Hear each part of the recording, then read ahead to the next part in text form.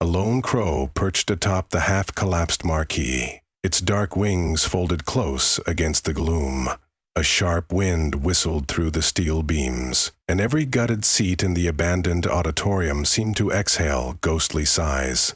The theater had once been grand, with elaborate red velvet curtains and gold trim that spoke of carefree nights of laughter and applause. Now it was a yawning husk, its charred walls stained with soot, and memories no one dared recount. I had come to see this legendary ruin for myself, lured by secretive whispers from locals who avoided the place. They claimed a fiery specter haunted these hollow remains, clutching on to a past that had ended in unimaginable tragedy.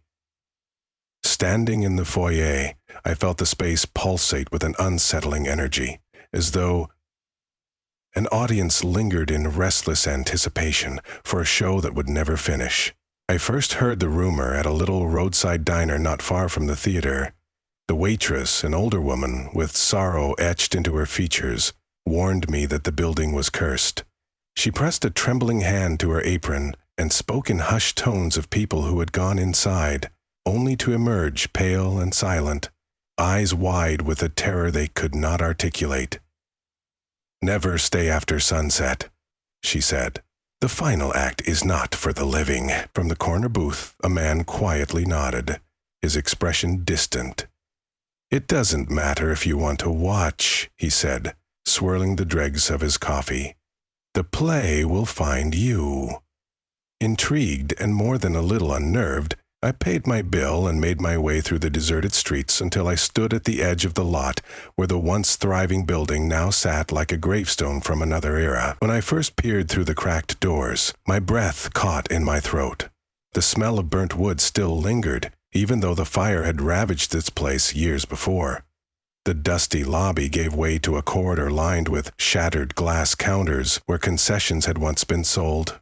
Dark silhouettes of scorched posters remained as ghosts of showbills, their bright colors long since lost to flame. My footfalls echoed in the corridor, stirring ashes that danced in beams of twilight.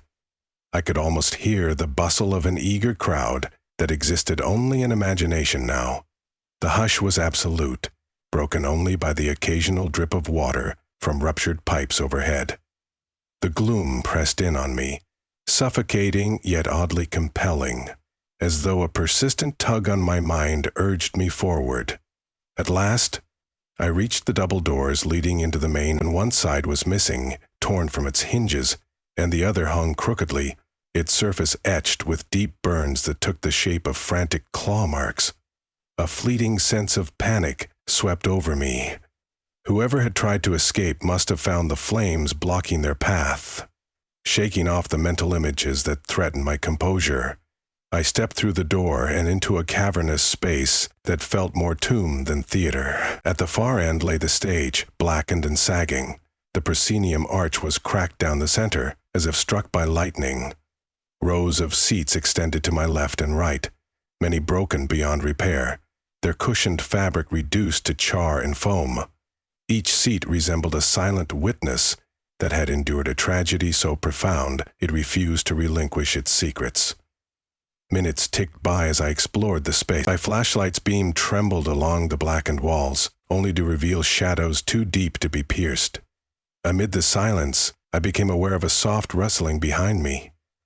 I turned but found nothing but empty rows, the echo of my breathing ricocheting off every surface. The unsettled feeling intensified, the oppressive weight of 1,000 unheeded warnings pressing upon my nerves. Almost instinctively, I approached the stage, drawn by a presence I could not name. Each step closer felt like descending a winding staircase into a dark ocean. My chest tightened with each footfall on dusty flooring. At the edge of the stage, I paused, noticing a single intact spotlight overhead, pointing toward the center as though awaiting a performer. How it remained unscathed was beyond my understanding. Yet there it was, defying the rickety steps leading onto the stage. The boards felt unsteady, groaning beneath my weight. As I crossed to the very center, the atmosphere changed. The darkness seemed to shift, growing heavier, electric. Then, with a sudden spark, the overhead spotlight roared to life, flooding the stage in a harsh, brilliant glare. Shocked, I shielded my eyes, dazzled by an illumination that had no right to exist. The theater was supposed to be without power, and yet here it was, the final vestige of some hidden energy supply. That was when I saw it, a figure outlined by the glow, tall and lean, draped in ragged fabric that might once have been an elegant costume. The figure's face was obscured by flickers of orange, dancing like embers across skin that was made of flame rather than flesh. It stood utterly still, its fiery gaze boring into me, sending a jolt of pure dread through my heart. The figure raised a single arm. Its movement was smooth, theatrical, an actor stepping into scene. The hush that followed the motion was so profound I could hear my own pulse throbbing in my ears. Slowly, the specter turned its fiery face toward the seating. It extended an ashen hand, its fingertips giving off drifting cinders. Then, impossibly, the seats began to fill with faint silhouettes, gray outlines of once living people. They flickered into existence, row upon row, their faces pale and featureless. A collective exhalation stirred the soot in the aisles, as these half-formed apparitions settled in like an obedient audience summoned from beyond the grave. My knees threatened to buckle. It was one thing to explore a haunted place. It was another to witness an entire auditorium of spectral figures, called forth, as if the show were about to begin again. Far from static illusions, these figures shifted in their seats, turning toward the stage, anxious and expectant. The ghostly audience fixated on the flaming specter with quiet intensity. Then, as if answering their silent plea, the specter clapped its hands together. The sound reverberated like thunder, echoing off the crumbling walls. In that moment, the stage around me changed.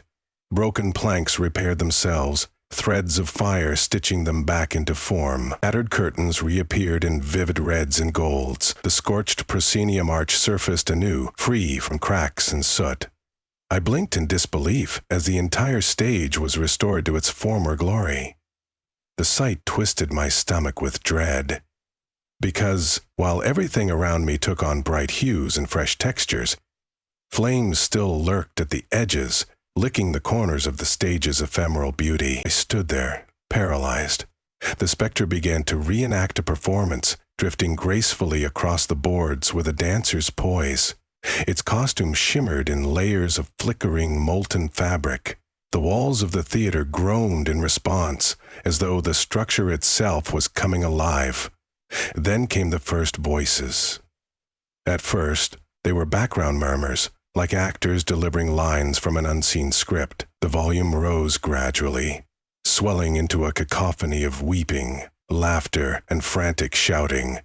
I watched in mute terror as the final production that had once graced this stage played out in ghostly form.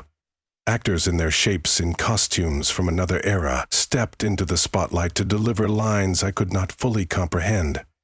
Their voices warbled between echoes and living sound, merging with the crackle of climbing flames that grew more tangible with each passing second. Suddenly, everything halted. The flaming specter snapped its head toward me, locking eyes. Even without discernible features, I felt its searing gaze, an accusation of intrusion. A hush fell. Then came the scream, high-pitched and desperate, from somewhere off stage. My adrenaline surged, and I whirled around just in time to see a new figure stumble onto the boards. A young woman, her costume scorched at the hem, face contorted in terror. She was flesh and blood in appearance, unlike the other apparitions, but her body flickered as if some part of her was not truly present. Disoriented, she rushed toward me, pleading for help. I took one step forward, but felt the air around me clamp down, as though invisible hands gripped my ankles. Before I could react, tongues of fire erupted from beneath the stage, engulfing her. Her screams were cut short. In her final moments, she extended a hand toward me, eyes wide with a despair that no mortal should endure. And then she vanished into ash. The ghostly audience moaned as if in sympathy. The flames eating at the set pieces grew higher, devouring the painted backdrops.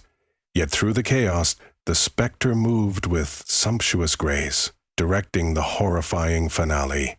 My mind was ablaze with the realization that I was witnessing the night the theater had burned down, forced to watch an endless repeat of the tragedy. Every single person in that last performance was trapped in this cyclical horror, with the fiery apparition as both orchestrator and prisoner. In the glow of the fire, I glimpsed them, scores of cast members desperate to cheat death again.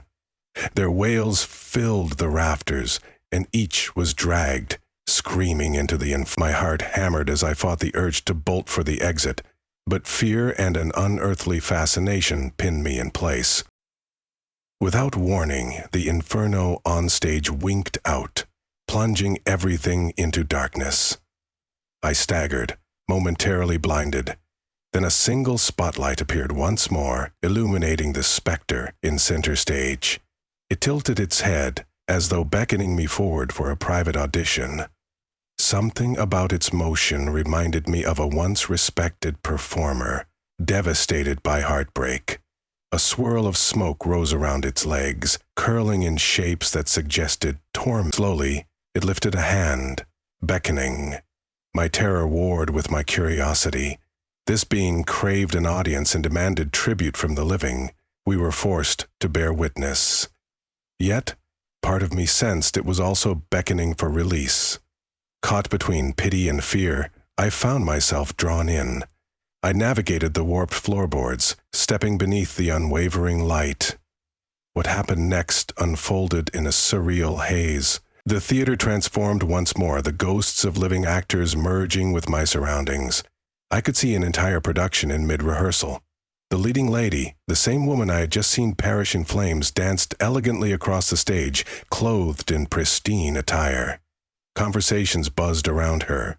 There was excitement about opening night, a hush of tension about the new special effects that the crew had rigged to create a spectacular finale. In this recollection, no one had yet sensed the doom that was about to befall them. I stood in the midst of them, invisible, but the flaming specter was there too, lurking at the fringes. Where cast and crew saw only ordinary stage lights, I saw pillars of flame coiled around ropes and rafters, waiting for a single spark to awaken them. I reached out, trying to shout warnings, but no sound escaped my lip. An idea formed in my mind. Perhaps this was my chance to break the cycle. If I could somehow make them aware of the impending blaze, maybe the outcome of that tragic final act could shift.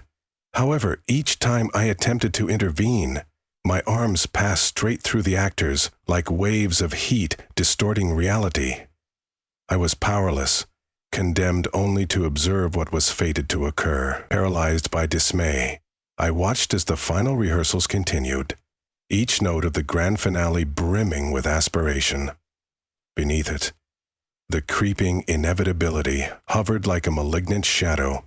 The specter, shrouded in flickers of light, paced near the curtains. When one of the stagehands lit the special effects rigging, the small ignition blossomed into a ravenous blaze. As though coaxed by an otherworldly force, panic ensued. Panicked voices cried out, and the memory began to overlap with the horrifying scene I had previously witnessed. The illusions merged, forging an unbreakable chain of tragedy. Reality blurred as the roaring fire claimed everything. The stage illusions that had once promised to beguile the audience turned monstrous. Flames burst from the rigging, catching the curtains in an instant. People rushed in vain for safety. Thick smoke engulfed them, swallowing screams as the set collapsed with a visceral lurch. Right in the middle of it all, the specter stood, arms extended, a swirling maelstrom of raging heat and sorrow. It was no mere ghost. It was the embodiment of the theater's final cataclysm, a living voice for the ashes that remained. When the illusion subsided, I found myself once again on the scorched stage of the present. The ghostly audience still occupied the seats, whispering among themselves in lifeless tones. Then, the specter turned to me, as if to say, "Now you know." A wave of blinding heat radiated outward, and the scene changed yet again. This time, I was backstage. Charred costumes hung from half-melted racks. Props lay scattered, scorched beyond recognition. In the clutter rested a tattered leather journal, untouched by any flame, beckoning my attention with eerie insistence. Dropping to one knee, I picked it up. The cover bore the name of the lead actor whose face I had never clearly seen in these visions. The pages within were filled with frantic handwriting, detailing nightmares of fire, recurring dreams of an infernal presence that stalked him.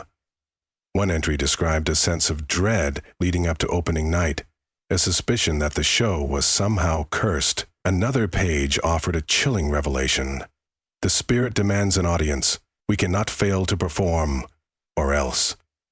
My blood ran cold as I read the final entry. It mentioned the arrival of a mysterious figure, a supposed stage technician who insisted on adding pyrotechnic flares to the climax of the play. The writer described an unsettling feeling whenever that technician was near, as if the man carried a piece of hell within him. The entry ended abruptly. "He watches me as I sleep. He is more flame than flesh." My heart pounded. Whatever malicious entity had orchestrated that night's horrors might have taken the guise of a harmless crew member, intent on engineering a spectacle of destruction. And now, that presence lingered in the ruin, replaying the final tragedy again and again, ensnaring anyone foolhardy enough to come near. In this dank backstage corner, I felt as though the burned walls themselves watched me read the journal's revelations. A sudden crash made me drop the journal. The entire backstage grew chokingly hot. The corridors glowed with an orange radiance that swelled and crackled like a fire burning just out of view. Fear seized me. I ran, plunging through sagging doorways and over mounds of debris, desperate to find an exit. But the hallway stretched out interminably, twisting upon itself in a hellish labyrinth. The overhead lights flickered, slivers of flame dancing behind them, my lungs filled with acrid smoke. In a frenzy, I burst through another doorway, stumbling into the main auditorium once more. The ghostly silhouette of the audience parted like a living curtain, then reformed behind me, locking me in place. The flaming specter waited center stage, its outstretched arms beckoning for one final show. The seats began to vibrate, and a thunderous chorus of voices rose from the spectral throng. Their cries coalesced into words that echoed in my mind. "Witness, witness the final act." Though it hurt to breathe, I stood, helpless as every drape, every wooden beam, reignited in a swirl of destructive brilliance. The rafters overhead exploded with fire. Chunks of burning plaster rained down, and the audience howled in grotesque unison. Then, as if on cue, the spectral cast rushed out for a curtain call, each face taut with paralyzing fear. They reached their arms toward the exits that would never open in time. The flames devoured them all. I felt the intense heat licking at my own clothing, drawing me into its savage embrace, but in the middle of it, like the eye of a demonic hurricane, the specter still stood. Its body crackled with fire, yet it regarded me with a presence that felt almost sorrowful. Summoning courage, I staggered forward. "Let them go!" I screamed over the roar of flames. It showed no sign of hearing. Perhaps it was beyond mortal pleas. Nevertheless, I raised my arms, desperate to shield myself from the inferno. Tendrils of flame teased at my sleeves. An overwhelming sense of finality wrapped around me in that moment, as though I were stepping into the same fate that had claimed the rest. Then, from somewhere above the tumult, a shriek rang out, a voice of raw agony that cut through every other sound. I spun, expecting to see some new horror emerging, but this cry had a different effect. The specter twitched, wavering like fragile lamplight rocked by a sudden wind. The entire vision flickered. One by one, the spectators in the seats vanished into drifting wisps of smoke. The flames on stage stuttered, receding to embers. In their place, the skeletal remains of the real auditorium reemerged, charred beams and shattered plaster all that remained. With one final shudder, the fiery specter sank to its knees. For a fleeting second, I glimpsed something human in those glowing eyes. Something regretful. Then it disintegrated, scattering into the gloom, leaving only a few solitary sparks to fade against the darkness. I gasped for air. My skin itched with the residue of smoke, but I was unharmed. After a moment of stunned silence, I crept past the collapsed seating, stepping gingerly over blackened rubble. The hush was eerie, but I sensed no malevolent presence anymore. Perhaps the shriek I heard came from a voice in the spirit's memory, a cry so powerful it momentarily disrupted the cycle. Or maybe something else, older and more potent, had intervened, a final release from a centuries-old torment. Whatever the cause, the ghostly audience, the illusions, were gone. I made my way to the front entrance, heart hammering, desperate for fresh air and the sanity of the outside world. Emerging into the night, I stumbled onto the street. The wind was cold, but liberating. Stars spread across the sky, indifferent to the horrors that had just transpired. I spent long minutes leaning against a lamppost, composing myself enough to walk. The world outside had not changed, save for the disquieting knowledge that within that ruin, an unholy performance had replayed for years, possibly decades, ensnaring the helpless. Though the specter seemed banished or subdued, I couldn't be certain it was gone for good. The imprint of that tragic night was wedged firmly into the walls of the theater. Eventually I returned to the diner where the waitress had first warned me. I looked disheveled, covered in soot. She narrowed her eyes and approached me fearfully. Her face said she knew where I had been. I slumped onto a stool, but no words came to explain my encounter. She brewed a fresh pot of coffee, placed a cup in front of me, and sat quietly, waiting. When my hands finally stopped shaking enough to lift the cup, I forced down a bitter sip. I felt her gaze, full of apprehension and morbid curiosity. But I shook my head, unable to share the details right away. Instead, I gave her an unsteady nod, confirming that everything she had feared was true. Night after night since then, fragments of the final act still fill my dreams. I see the ghostly figures rushing up the aisles, the spotlight blazing upon that fiery specter. Sometimes I wake, certain I smell fresh smoke clinging to my clothes. On rare occasions, I sense I'm still on that stage, the deadly script about to play out once more. And yet, I also harbor a faint hope that my presence in that cursed place might have weakened the cycle that trapped them all. Perhaps the tragedy has been laid to rest, at least temporarily. Still, a gnawing thought remains. If ever the old theater's doors are opened under moonlight again, if a curious soul dares to venture inside, the specter might return, compelled to share its final, terrible performance. And if that happens, the living will be forced to watch once more, powerless to stop the flames from devouring the stage and every last scream echoing within its walls. I have no intention of returning. The memory of that night is enough to keep me away, but I cannot shake the feeling that the theater still calls out in the dark hours, awaiting an unwary traveler or thrill seeker.